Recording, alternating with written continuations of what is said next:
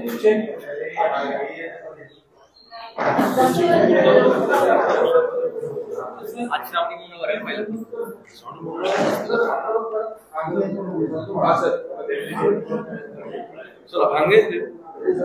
Minute आहे ना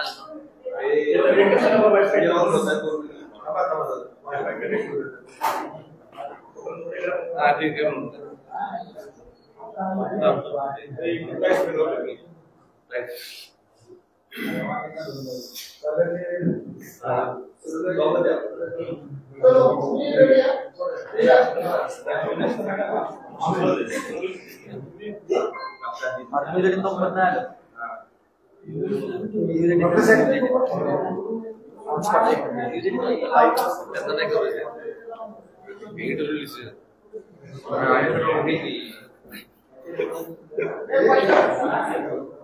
अजून कोण राहिले का? न्यूज टीम सोडून कोण राहिले का?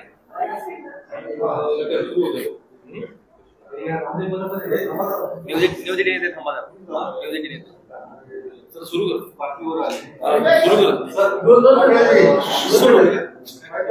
ठीक आहे करायचं काय सुरू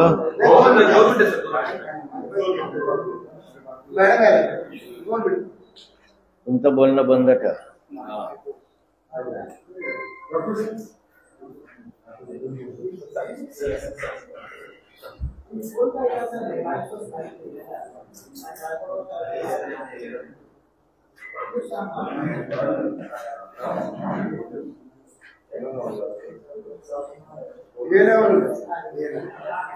अगदी परवा दिवशी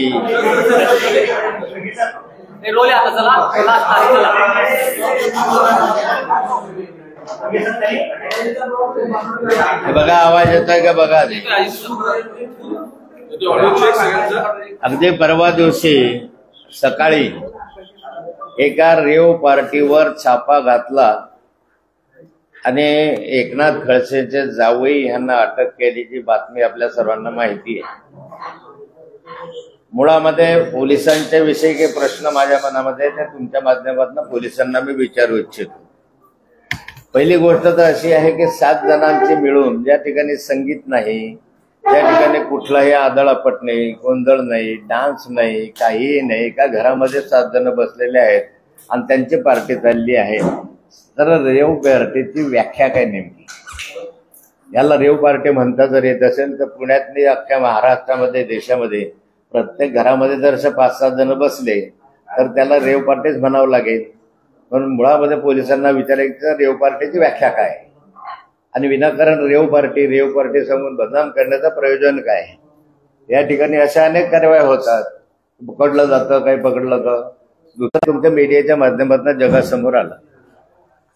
पोलिसांना असा कोणता अधिकार आहे की प्रायव्हेट लाईफमधले हे व्हिज्युअल सगळे समोर दाखवावे? पोलिसांनी हे निव्वळ बदनामी करण्यासाठी केलेलं कृत्य आहे. म्हणजे पोलिसांना असे चेहरे दाखवण्याचा अधिकार नाही, महिलांचे तर अजिबातच नाही. परंतु या ठिकाणी महिलांचेही चेहरे दाखवले गेले, पुरुषांचेही चेहरे दाखवले गेले आणि एक त्याच्या याच्यामधनं कशी बदनामी. डॉक्टर प्रांजल खेवलकरांना पहिल्या नंबरचा आरोपी करण्याचं कारण काय? त्यांच्यावर कुठलाही गुन्हा नसताना त्या ठिकाणी त्यांच्यावर गुन्हा आहे असं सांगण्यात आलं पोलीस प्रेसमध्ये की त्यांच्यावर गुन्हा आहे. त्यांच्यावर आजपर्यंत आयुष्यात एकही गुन्हा नाही, ते गुन्हेगार प्रवृत्तीचे नाही, ते एक वैद्यकीय क्षेत्रातलं नावाजलेलं नाव आहे. अशा स्वरूपामध्ये खोटं त्या संदर्भामध्ये पोलिसांनी करणं की यांच्यावर गुन्हे दाखल आहे आणि त्यांना पहिल्या क्रमांकावर दाखवणं. वास्तविक ज्या ठिकाणी पोलीस म्हणतात की अंमली साठा सापडला 2.7 काहीतरी ml, तो जो सापडला तो एका मुलीच्या पर्समध्ये सापडला. हे आपल्याला त्यांच्या चित्रीकरणामधलं दिसतंय. त्यांनी जे चित्रीकरण दाखवलं मीडियाच्या माध्यमातून त्याच्यामध्ये दिसत आहे की त्या पर्समध्ये ते सापडलेलं आहे आणि तिलाही माहिती नाही असं ते म्हणते पोरगी, जे काय असेल. पण प्रत्यक्ष ज्याच्याकडे पर्समध्ये सापडलेलं आहे तिला पहिल्या क्रमांकाचा आरोपी करायला पाहिजे होतं. यांनी तर काही त्या ठिकाणी यांच्या बाळगलेलं नव्हतं. यांनी या ठिकाणी कोणताही अंमली पदार्थ बाळगलेला नव्हता. बाकी त्यांनी एकाच मुलीच्या याच्यामध्ये होतं, तिला त्या ठिकाणी पहिल्या क्रमांकाचा आरोपी करायला पाहिजे होतं आणि ह्यांना साक्षीदार करायला पाहिजे होतं खरं आहे की नाही. परंतु ह्यांना पहिल्या क्रमांकाचं करणं, वारंवार प्रांजल खेवलकरचं नाव घेणं, एकनाथ खडसे जावयाचं नाव घेणं, म्हणजे हे एकनाथ खडसेंच्या फॅमिलीला बदनाम करण्यासाठी मुद्दाम केलेलं कृत्य आहे. यामध्ये जे काही मिळालेले अंबाले पदार्थ आहेत त्याच्यामध्ये पोलीस तुमच्या मीडियाच्या माध्यमातून मला समजलं का, किंवा अल्कोहोल सापडलं, दोघांच्या याच्यामध्ये अल्कोहोल सापडून आलं. हा रिपोर्ट बाहेर कसा कळला? जर पोलिसांनी रिपोर्ट दिला असेल, तर आपले ह्याने डॉक्टरांनी रिपोर्ट दिला असेल हवाल दिसत तर पोलिसांकडे येतो. हा मीडियाकडे कसा आला? आणि मीडियाकडे जर आला अल्कोहोलचा, तर मग त्या संदर्भात ड्रग्सचा रिपोर्ट का नाही येत आहे अजून? ड्रग्सचा रिपोर्टही यायला पाहिजे होता. मग ड्रग्सचा रिपोर्ट येत नाही, अल्कोहोलचा रिपोर्ट त्या ठिकाणी येतो. मला संशय घ्यायला जागा आहे की एखाद्या वेळेस ड्रग्सच्या संदर्भामध्ये छेडखानी होण्याचा प्रयत्न केला जात असावा. कारण ससूनचं नाव या संदर्भामध्ये अग्रेसर आहे अलीकडच्या कालखंडामध्ये. पोर्सेकरच्या संदर्भातला आपला अनुभव ताजा आहे. त्या ठिकाणी ब्लडमध्ये सगळं बदलवण्याचा प्रकार घडला. 2 आज अजूनही डॉक्टर्स जेलमध्ये आहे. त्यामुळे पोलीस कदाचित त्याच्यात टेम्पर करण्याचा प्रयत्न करत नाही ना. मग अल्कोहोलचा या संदर्भामध्ये जर अहवाल येतो, हा येत नाही. अल्कोहोल दोघांनी घेतलं त्याच्यात नाव येत आहे की प्रांजल खेवलकरांनी यादव असे नावासहित नाव येऊन राहिले मीडियाला. खरं काय आणि खोटं काय ते माहीत नाही. परंतु यामधून जे माझ्या जावयाने मला सांगितलं की मी कधीही आयुष्यात ड्रग घेतलेली नाही, आत्ताही ड्रग घेतलेलं नाही असं त्यांनी म्हणलं. मेडिकल रिपोर्ट येईल त्यावेळेस खरं खोटं समजेल आपल्याला. पण मेडिकल रिपोर्ट आतापर्यंत काय येत नाही. मला संशय घ्यायला त्या ठिकाणी जागा आहे. दुसरं, या ठिकाणी अल्कोहोल आपला छाप्यामध्ये व्हिडिओ मीडियाकडे कसे आले वगैरे ठेवले. पण यामध्ये महत्वाची गोष्ट अशी आहे की आमच्या जे माझ्या जावयाने मला सांगितलं की माझ्यावर पाळत ठेवण्यात आली.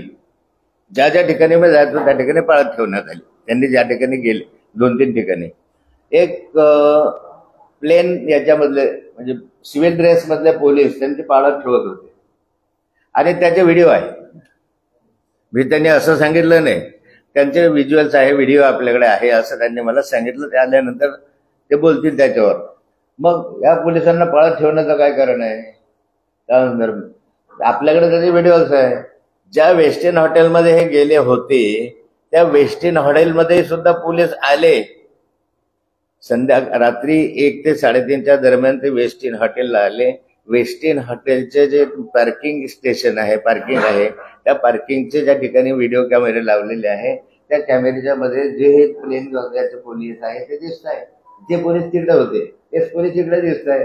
एकंदरीत हा प्रकार संशयास्पद.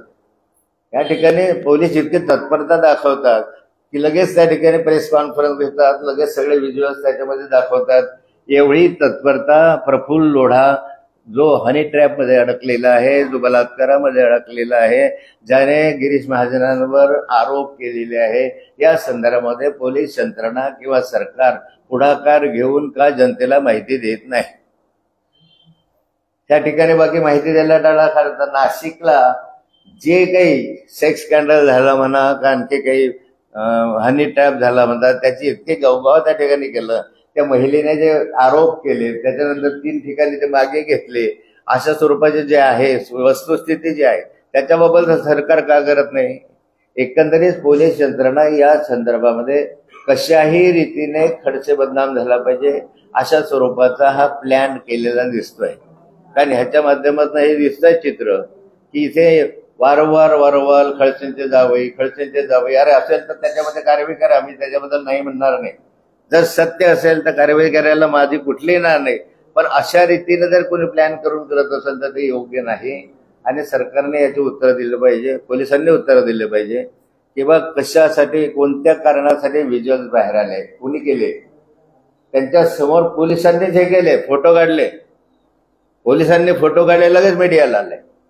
पोलिसांनीच त्याचे व्हिडिओ चित्रीकरण 7च्या पलीकडे दुसरा आठवडा नव्हताच. पोलीस असतात तिकडे व्हिडिओ चित्रण करायचे आणि जनतेच्या समोर ते मांडायचे. याचा उद्देश काय? दुसऱ्या ठिकाणी करत नाही. आणि तुम्हाला कुणी अधिकार दिले प्रायव्हेट लाईफ मधले हे करायचे? ज्या ठिकाणी माझ्या जावयाचा मोबाईल तुमच्याकडे तुम्ही जप्त केला, एक लॅपटॉप 4 वर्षापूर्वीचा जुनाही तुम्ही घेऊन गेले, आणखी काही घेऊन जायचं असेल तर घेऊन जायचं, त्याची माझी वाचा. पण त्या मोबाईलमध्ये आमचे जे फॅमिली फोटो होते ते फोटो मीडियाला येतात कसे? पोलिसांना कोणी अधिकार दिला आमचे फॅमिली फोटो छापायचा? माझ्या पर्सनल लाईफमध्ये तुम्ही काय हस्तक्षेप करू शकता? कुणी अधिकार दिला? आणि कुणाच्या सांगण्यावरून पोलीस हे करता आहेत? कुणीतरी याच्या मागे सूत्रधार आहे. पोलीस बावल्यासारखे काम करून राहिलेले आहेत आणि त्यामुळे या संपूर्ण गोष्टीची सखोल चौकशी झाली पाहिजे.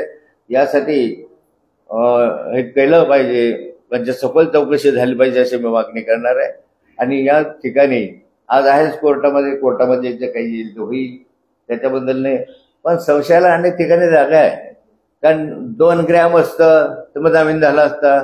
मग 2.7 करणं, त्या ठिकाणी गांजा दाखवणं, या ठिकाणी अशा स्वरूपाचे प्रयोग केले गेले आहे. मुळात सातत्यानं बसलेले आहे. तिथं कोणताही नाच गाण्याचा कार्यक्रम नाहीये, कोणत्याही प्रकारचे लेझर बेझर सारखे लाईट नाहीये, कोणत्याही प्रकारचे दारूचे फार मोठे भंडार नाही आहे. जे शेकडो माणसं असतात त्याला रेव पार्टी म्हणतात, असं माझं मत आहे, माझा समज आहे. पोलिसांनी याचाही खुलासा केला पाहिजे की 7 जणांचा रेव पार्टी होऊ शकते का?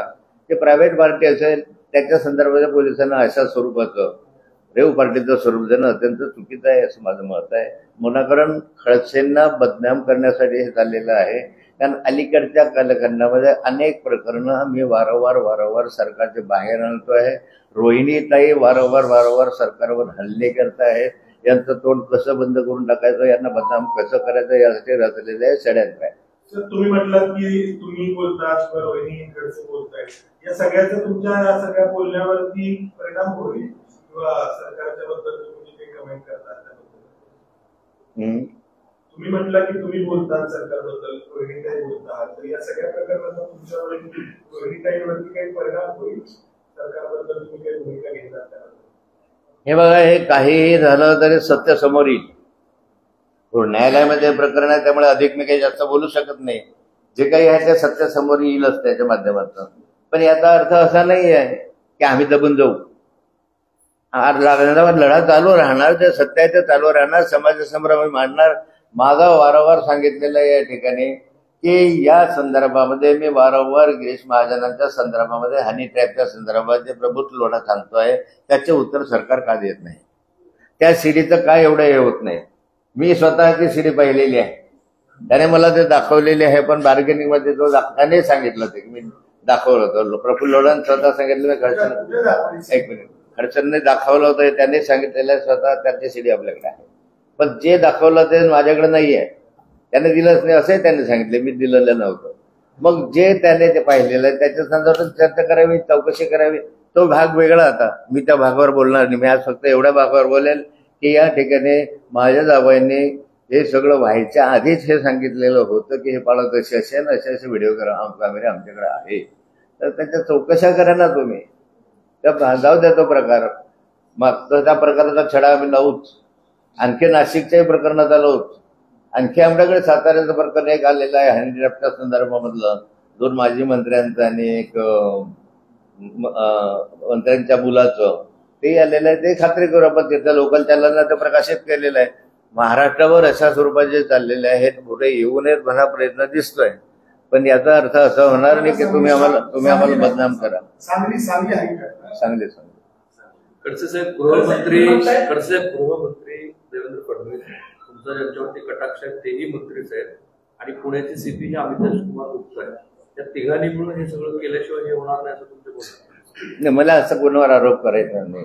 जोपर्यंत न्यायप्रविष्ट आहे आणि जोपर्यंत निकालापर्यंत येत नाही किंवा त्याच्याबद्दल काही तथ्य येत नाही, तुम्हाला कुणावर आरोप करणं बरोबर नाही आहे. पोलीस जे करतायत त्या भूमिकेवर मी प्रश्नचिन्ह उभे केलेलं आहे.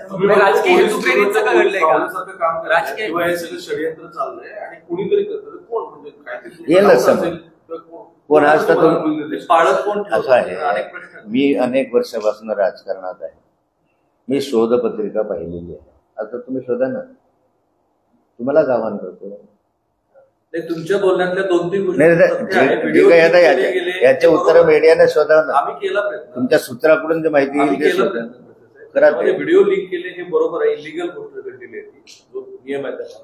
पण तुम्ही पुणे पोलीस जे बाहुल्याप्रमाणे काम करतात म्हणतात, ते कुणीतरी वरी कळसूत्री हलवली पाहिजे. ती कोण कळसूत्री येईल बाहेर? येईल, आज नाही येणार, बाहेर येईल नक्की बाहेर. हे तर सरळ आहे बघा. पोलीस यंत्रणा जी असते ती स्वतःहून जे कार्यवाही करते त्याच्यावर माझा विश्वास आहे. परंतु अलीकडे हे जे दिसतंय व्हिज्युअल दाखवणं, नाव समोर आणणं, वारंवार फोटो दाखवणं, हे जे चित्र आहे हे नियमाच्या बाहेर आहे म्हणून आक्षेप आहे.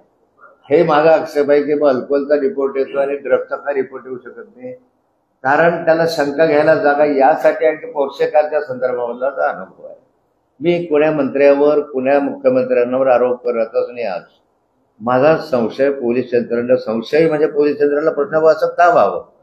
तुम्ही आले की प्रांजल खेवलकर यांनी असं म्हणता, म्हणजे प्रांजल खेवलकर एक आरोपी त्याच्यामध्ये, बाकीचे आरोपी नाहीत का? ज्यांच्या हातामध्ये ड्रग्ज सापडले ते नाहीत का? ह्याच्या हातात ड्रग नव्हते. हे तर तुमच्या याच्यामधून दिसतं की हा उभा आहे की बाजूला, आमचा जावई बाजूला उभा आहे आणि त्याच्या हातात काही ड्रग नाही, हे तुमच्याच याच्यात दिसतंय. आता ड्रग सेवन केलं की नाही केलं त्याच्यानंतर येईल, ते आल्यानंतर मी बोलेल. पण तुम्ही त्याच्यात आधी निष्कर्ष जर काढायला लागलं ते चुकीचं आहे. तुम्हाला ज्या ठिकाणी सत्य येईल तुमच्यासमोर त्यावेळी मी बोलेल. ज्या पोलिसांनी कारवाई केली त्यांनी ऑन रेकॉर्ड सांगितलं की त्यांना वरिष्ठांकडून सूचना होत्या की अशी घटना घडते आहे आणि त्यासाठी कारवाई करायची आहे. तर याबद्दल तुम्हाला काय वाटतं? कारण सर्वसाधारणपणे खालून माहिती येते, म्हणजे ग्राउंड लेवलवरती जो कोणी कर्मचारी असतो ती माहिती भरून सांगण्यात आली की असं असं होतं. कसं आहे, पोलिसांनी असं म्हटलंय की आम्हाला अशी माहिती प्राप्त झाली, गोपनीय माहिती प्राप्त. वास्तविक प्रत्येक ठिकाणी जर पाहिलं तर कुणीतरी फिर्यादी असतो, कुणीतरी तक्रारदार असतो, त्या तक्रारदाराचं नोंद करावं लागते. माझा प्रश्न असा आहे की या सगळ्या ज्या हालचाली झाल्या पोलिसांनी स्टेशन डायरीत लिहिल्या का? ह्या प्रत्येक गोष्टीची नोंद स्टेशन डायरीत करावी लागते.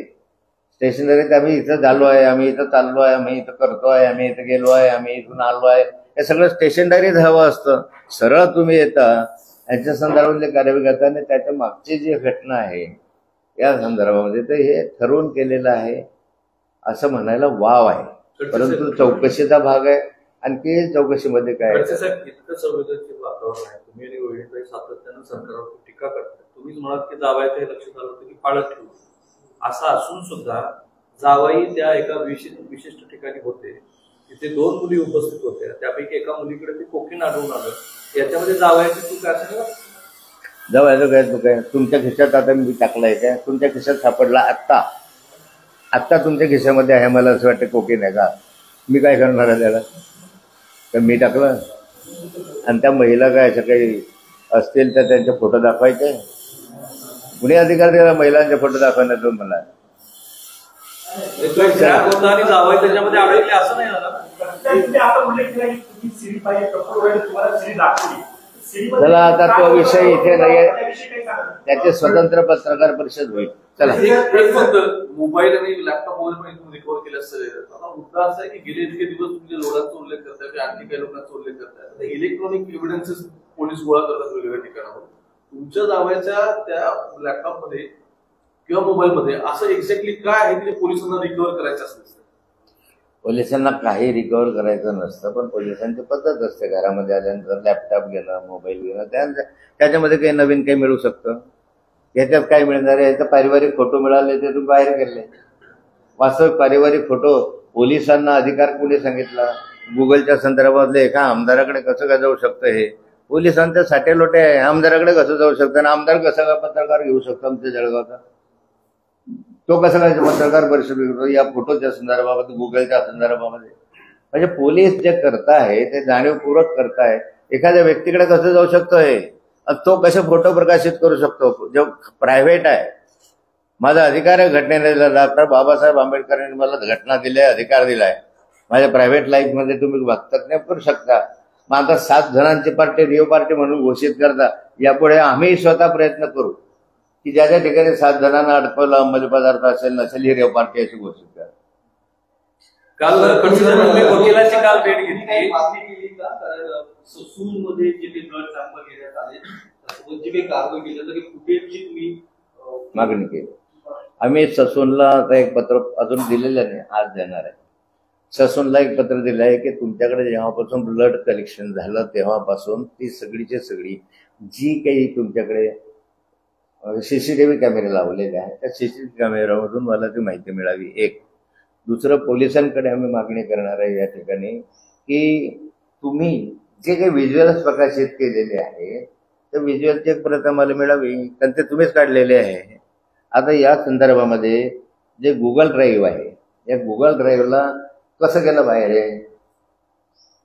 जाऊ शकतं का? पोलिसांनी दिल्याशिवाय होऊ शकतं का?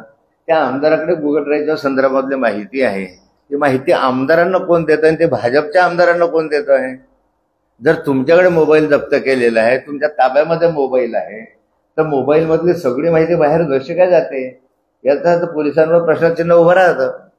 या संदर्भाचे उत्तर दिलं पाहिजे पोलिसांनी. तुम्ही याबद्दल काय कायदेशीर पावलं उचलणार आहात? मी या संदर्भात माझं हे सगळं झाल्यानंतर पोलिसांवरचं डिफॉर्मेशनचा एक दावा दाखल करणार आहे.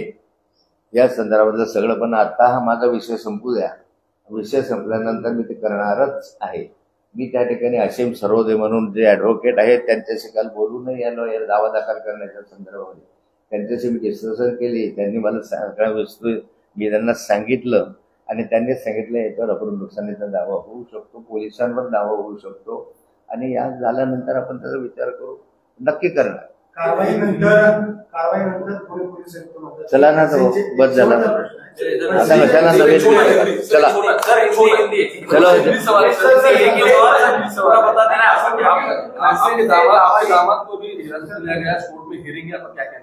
क्या आप हिंदी में बता दीजिए. आपके दामाद को आज कोर्ट में पेश करने वाले हैं, 2 दिन की कस्टडी खत्म होगी, क्या आपकी एलिगेशन? मैं तो दामाद को कोर्ट में पेश करने वाले, उसके बाद में कोर्ट में जो होगा तो होगा. कानून तरीके से जो कार्रवाई चलेगी वो कार्रवाई चलेगी. उसके बारे में मेरा कोई कहना नहीं. मेरा विश्वास है, न्याय देवता पर विश्वास है, वैसा तो मेरा पुलिस पर भी विश्वास है. पुलिस भी कार्रवाई करेंगे तो अच्छा कार्रवाई करेंगे तो मैं उनका कौतुक ही करूंगा, उसका अभिनंदन करूंगा. पर जो कुछ बातें हो रही है पुलिस की तरफ से, वो बातों पर मेरा ऑब्जेक्शन है.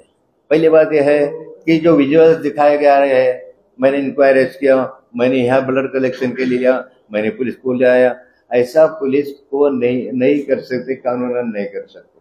दूसरा बात है चेहरे बताते हैं, लड़कियों के भी चेहरे बताए. विजुअल में लड़कियों के चेहरे बाहर है. हम कहीं बाहर देश में गए, उसके फोटो आ रहे हैं.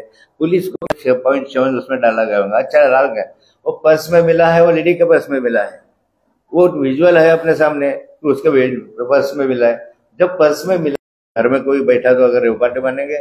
महाराष्ट्र में नहीं, पूरे देश भर में घर में बैठकर बर्थडे मनाना और कोई बनाना, 5-7 घर के फैमिली के लोग बैठना, ऐसा तो बार बार होता रहता है. पुणे शहर में तो ये